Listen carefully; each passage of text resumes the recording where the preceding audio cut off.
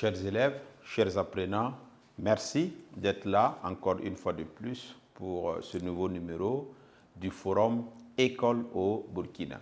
Je me nomme Ryan Wende Compaoré, je suis professeur certifié des lycées et collèges en histoire et géographie.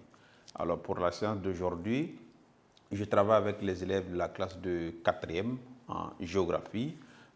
Nous abordons la troisième leçon et la dernière du dernier chapitre qui s'intéresse évidemment au commerce de l'Union européenne, ses forces et ses faiblesses. Donc voilà le titre de la leçon, les forces et les faiblesses du commerce de l'Union européenne. Donc toujours dans l'étude économique de cette entité. Donc on y va. Alors, on va scinder le tableau. Donc, et leçon 3, les forces et les faiblesses du commerce de l'Union européenne.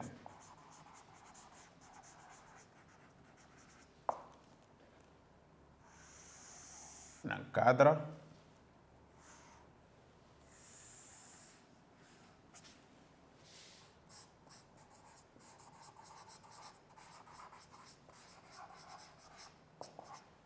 Alors, et pour la leçon, je crois qu'on s'est fixé tout simplement deux objectifs. Le premier, c'est vous amener à connaître évidemment les forces du commerce de l'Union européenne, en grand 1, et en grand 2, nous allons vous amener à connaître les faiblesses du commerce de l'Union européenne. Donc voilà un peu ce que nous avons identifié comme lignes de conduite sur lesquelles évidemment nous allons mener le travail. Donc, et déjà dans la partie introduction, vous retenez que l'Union européenne figure parmi les plus grandes puissances dans le domaine du commerce, plus grande puissance commerciale du monde. Et elle doit cela évidemment grâce à certaines situations, certaines forces dont elle bénéficie, mais c'est un secteur aussi qui n'est pas sans difficulté. Donc voilà ce qu'il faut retenir. Okay? Donc on y va dans la partie introduction en disant aussi que l'Union européenne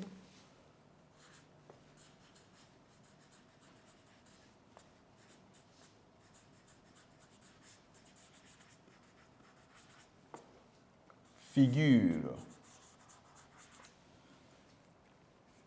parmi les principales puissances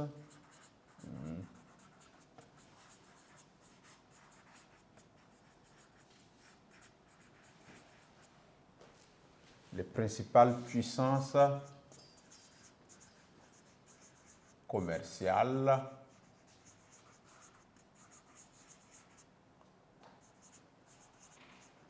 dans le monde.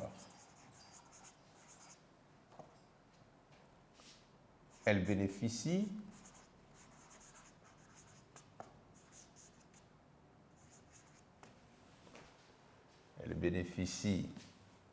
de certaines forces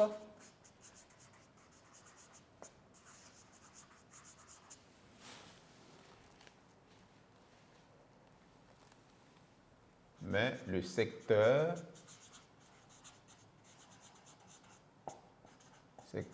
n'est pas sans difficulté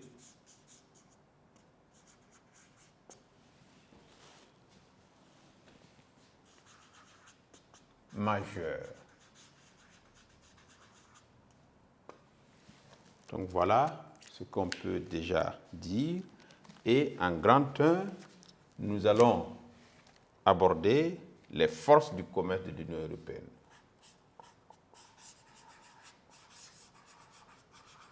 Les forces du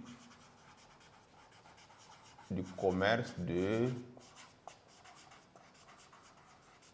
l'Union européenne.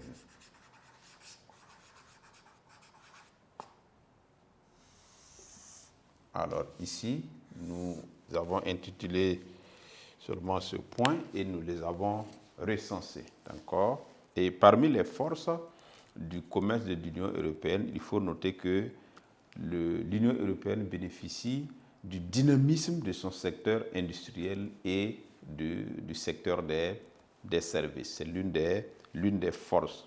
Donc, il y a aussi le fait que le continent a su quand même instaurer la paix, donc facteur favorable au développement évidemment du commerce. Donc, l'Europe, à travers ses 27 pays de l'Union européenne, constitue un grand marché de consommation aussi. Donc, c'est important et il faut ajouter la liberté pour ses citoyens de vivre, d'étudier et de travailler, bien sûr, n'importe où dans l'Union européenne. Nous avons aussi le fait d'avoir de gros partenaires commerciaux tels que les États-Unis d'Amérique et la Chine qui sont les principaux facteurs commerciaux de l'Union européenne. C'est un avantage. Il y a également l'octroi d'une aide humanitaire et d'une aide au développement à des familles et personnes dans le monde. Et on peut terminer avec le développement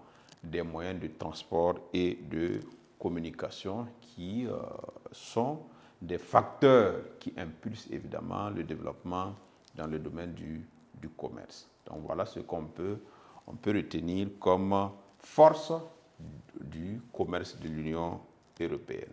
Donc on récapitule.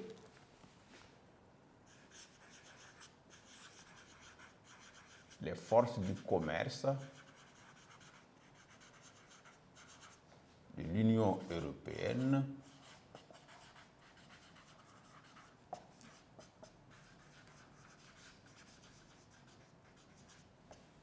sont,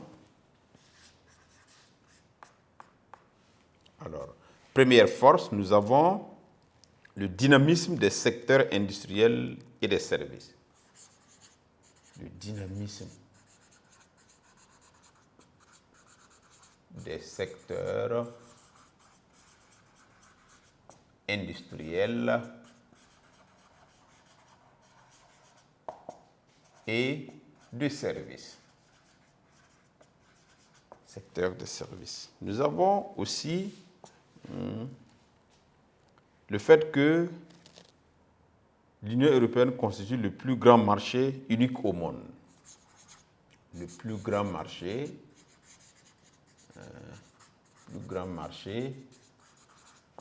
unique au monde. Nous avons un autre acteur favorable qui est bien sûr le développement des moyens, des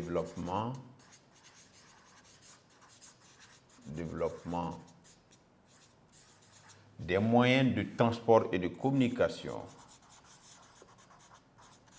Moyens de transport et de communication.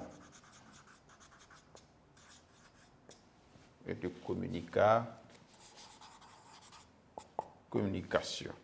Nous avons aussi le fait que l'Union européenne bénéficie de gros partenaires.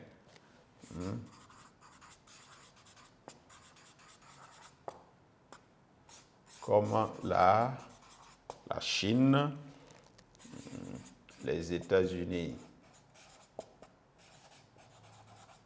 d'Amérique,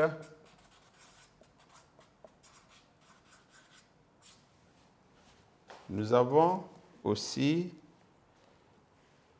la liberté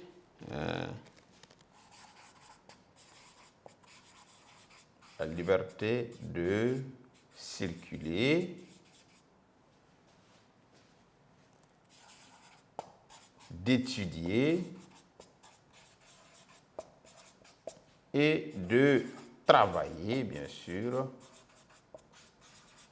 et de travailler n'importe où dans l'Union européenne.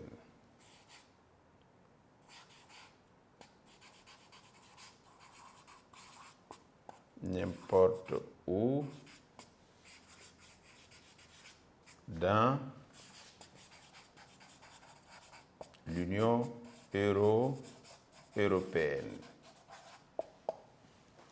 Et nous avons aussi l'octroi d'une aide.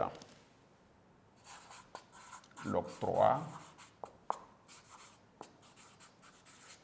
d'une aide humanitaire et d'une aide au développement. Aide humanitaire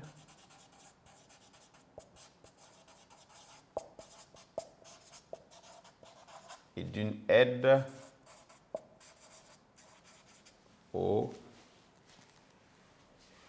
développement à des millions de personnes dans le monde. Au développement.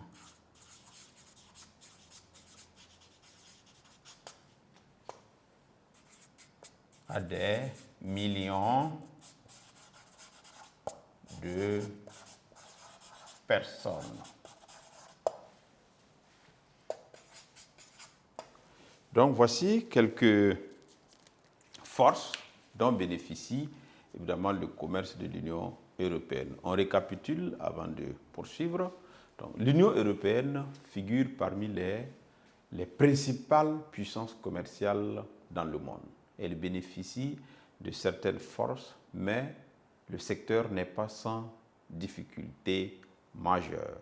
Donc, les forces du commerce de l'Union européenne sont le dynamisme des secteurs industriels et de services, le plus grand marché unique au monde, c'est-à-dire l'Union européenne constitue le plus grand marché unique au monde, le développement des moyens de transport et de communication, le fait d'avoir de gros partenaires tels que la Chine et les États-Unis d'Amérique, la liberté de circuler, d'étudier et de travailler, bien sûr, n'importe où dans l'Union européenne. Donc la libre circulation des personnes, des biens et des services. Il y a aussi l'octroi d'une aide humanitaire et d'une aide au développement à des millions de personnes. Donc si les gens, évidemment, ont de quoi, évidemment, faire le commerce ou bien de quoi investir, ça ne fait que contribuer au développement du secteur du commerce. Donc voilà les forces du commerce sur lesquelles